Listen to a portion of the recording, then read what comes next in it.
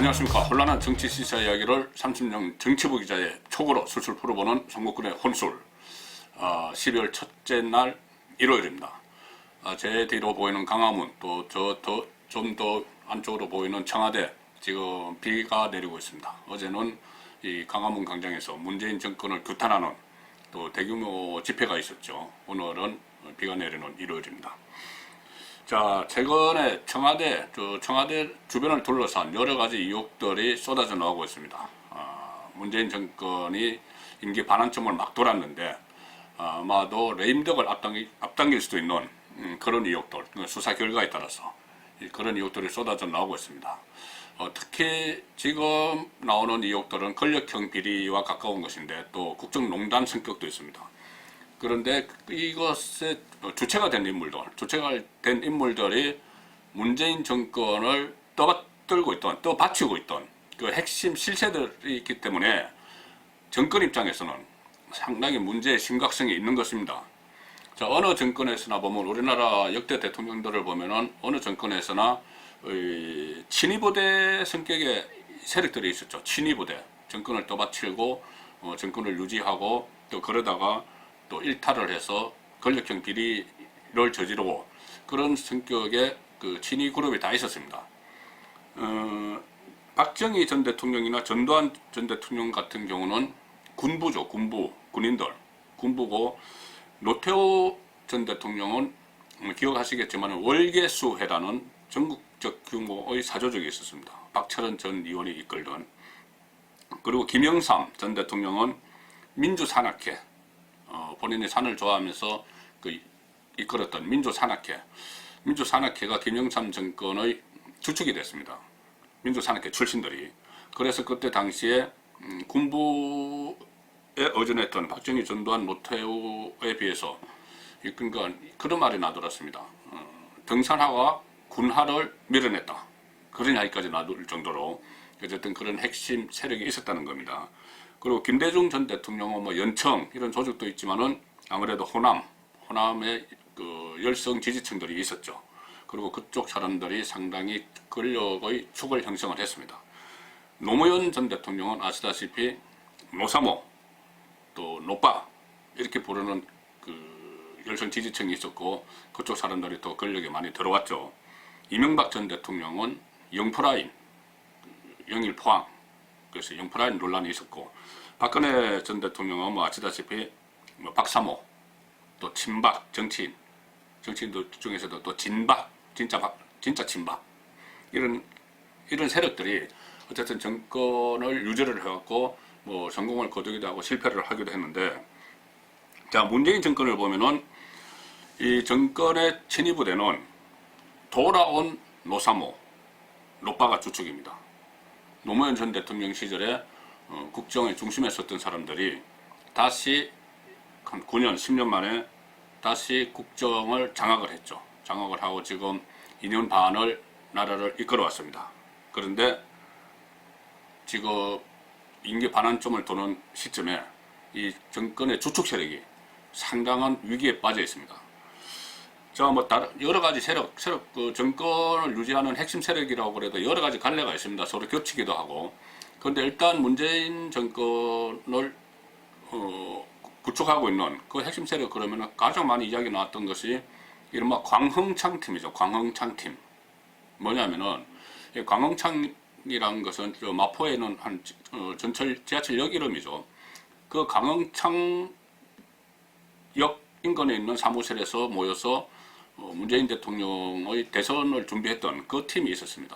그 팀이 있었는데 모두 13명이 있었는데 그 문재인 정권이 들어서고 나서 무려 11명이 청와대에 진입을 했죠. 청와대에 진입을 했는데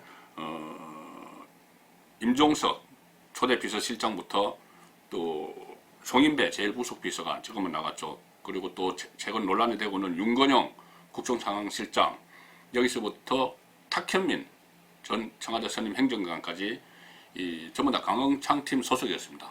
지금은 처음에는 13명 멤버 중에서 11명이 청와대에 진입을 했는데 지금은 5명만 남아 있습니다. 이 상황인데 당시 이 청와대를 완전히 장악을 했지만은 임기 반환점을 도는 이 시점에는 5명이 남아있고 이 5명도 아마 조만간 총선 앞두고 있을 이 청와대 인사에서 청와대를 넣을 가능성이 높습니다.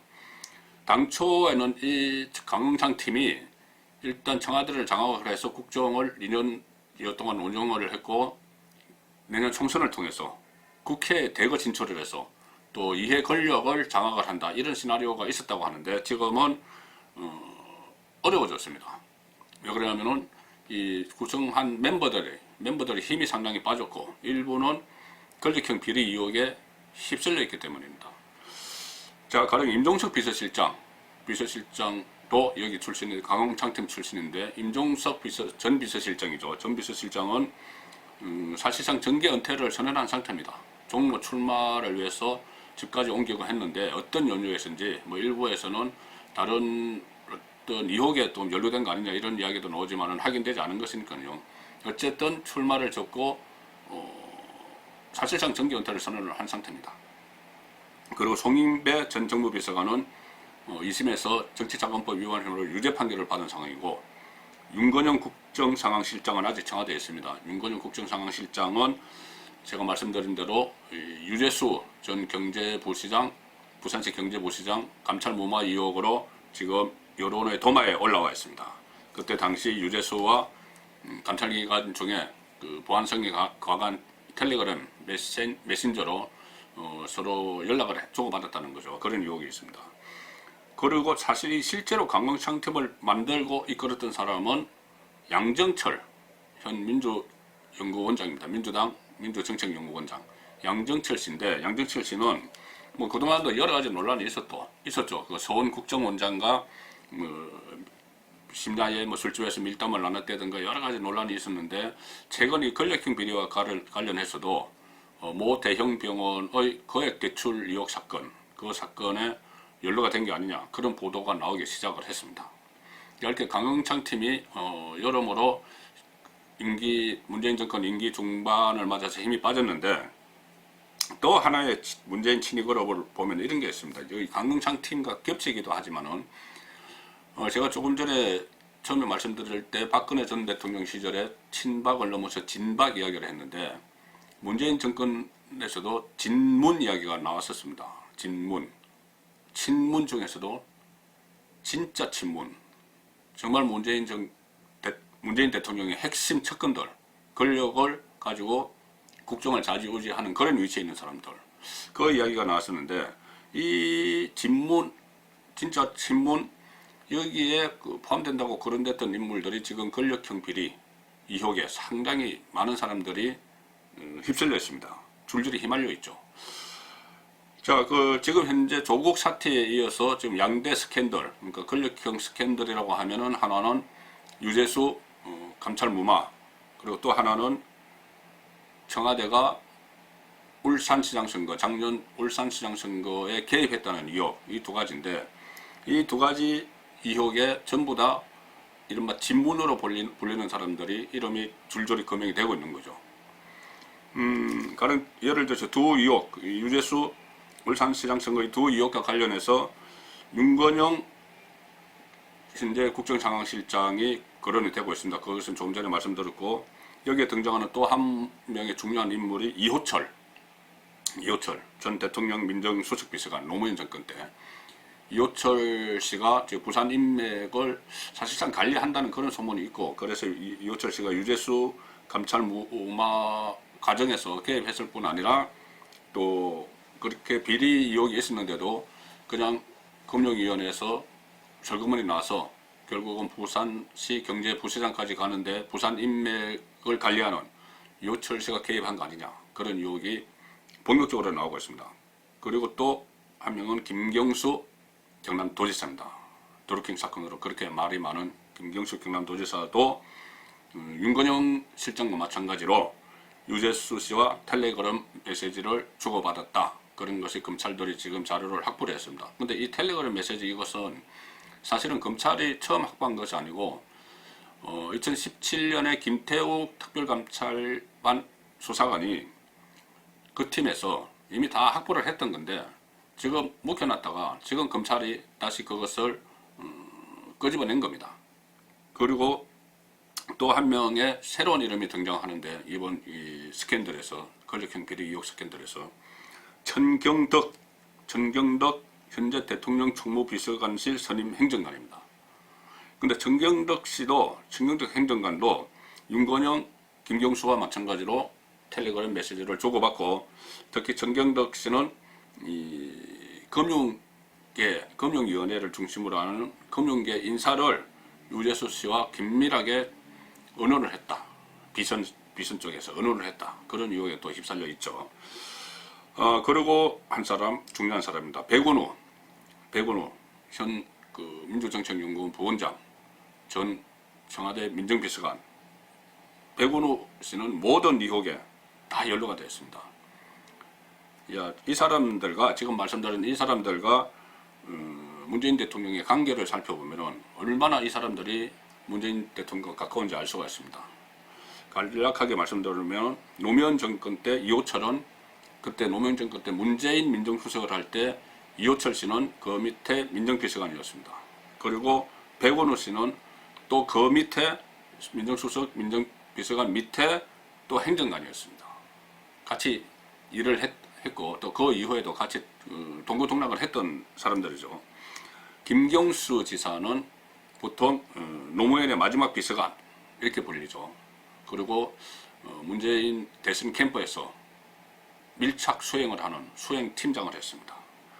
정경덕, 지금 새로 이름이 나오기 시작한 정경덕 행정관은 지난번 문재인 대통령이 대선에 2번을 출마를 했는데 그 과정에서 2번 다 문재인 캠프의 자금을 관리했습니다. 돈 관리를 했습니다. 지금도 청와대 총무비서관실 행정관이니까는 청와대 총무비서관실은 청와대 안의 내부 인사를 하기도 하지만은 청와대 살림을 사는 데입니다. 돈 관리를 하는 곳이죠. 거기에 선임 행정관입니다. 자, 이렇게 사실상 그 조국 전 장관이 지금 구속 위기에 빠져 있는데 구속 직전인데 조국 전 장관만 해도 정권이 흔들릴 판인데 거기에 이어서 2탄, 3탄으로 유재수 또 선거 개입 이런 것이 나오니까는 정권이 임기 반환점을 돌면서 흔들리기 시작했습니다.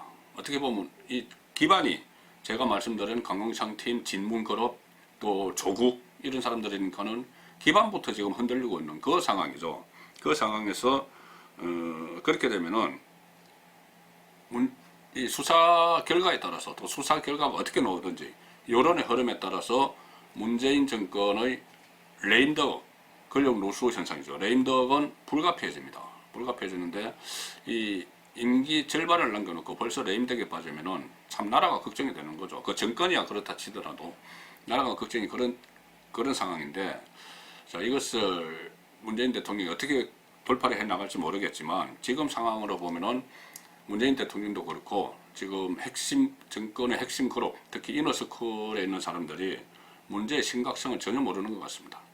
그렇기 때문에 유시민 씨가 조국 사태에 이어서 유재수 파문, 선거 개입 의혹 이런 논란에 대해서도 유시민 씨가 계속 옹호를 하면서 오히려 이것을 비판하고 또 수사하는 언론과 검찰을 매도하는 이런 행태를 보이는 것은 레임덕이 다가오고 있다 이런 위기감을 느꼈기 때문인데 그 근저에는 지금 본인들이 2년 반 동안 어떤 일을 해왔는지 그 잘못을 도저히 전혀 깨닫지 못하고 있는 그런 상황이기 때문에 이런 행동이 나오는 거 아닐까? 송국근의 혼술의 생각입니다.